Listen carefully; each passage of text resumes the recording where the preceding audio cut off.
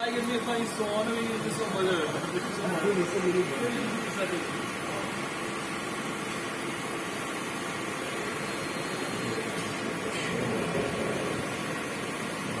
خب آقا بذار من توضیح بدم از اول فیلم بگیر.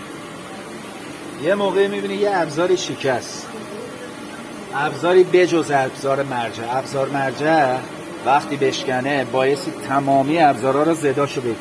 حالا گرفتن زد چطوریه؟ میای توی برنامه اصلی، اول برنامه است، میای روی ابزار مرجعمون T2 دیگه، اوتو رو میزنی، سایکل استارت رو میزنی، درجا ریست رو میزنی. حالا به صورت دستی با این دور بهش میدی، میای تا این زد تو صفر کنی. وقتی این زدت صفر شد بر میگردی ریست، ادیت، میای روی ابزاری که نیاز داری عوض بشه، شماره ابزار رو اونجا میبینی چنده، میای روش. خب دوباره اوتو، سایکل استارت، درجا ریست، اوکی. میای با دستی نزدیک کار با کاغذ مماس میکنی. وقتی مماس کردی ابزار رو میاری بالا، عقب نمیبری، میاری بالا. اندازه کاغذ 9 صدمه، شما 8 صدم میری جلو، دونه دونه میری توی آفست. آفست اینجا ویره، آفست ویر برای 2 صدم بالا 2 صدم پایین کردنه. یه بار دکمه آفست رو میزنی، بغلیش نوشته جیومتریک، جیومتریک رو میزنی، اینا میاد.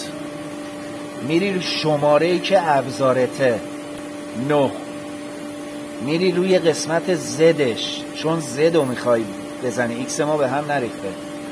زد رو وقتی مماس کردی رو اون عدد میزنی زد صفر.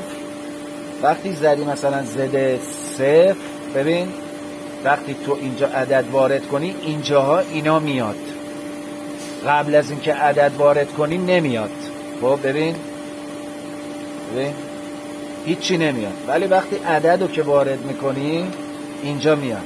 ماژور رو که بزنی، دکمه ماژور رو بزنی، این زد، این عددی یا که اینجاست خودش محاسبه میکنه. اوکی. وقتی تموم شد از این میای بیرون. بذار من اینو بذارم رو وری بیه. میای بیرون، میری تو پروگرام. خب میری تو پروگرام، روی ادیت یه ریست میکنی، میاد اول برنامه، اوتو میزنی، کارشو میکنه. متوجه شدی؟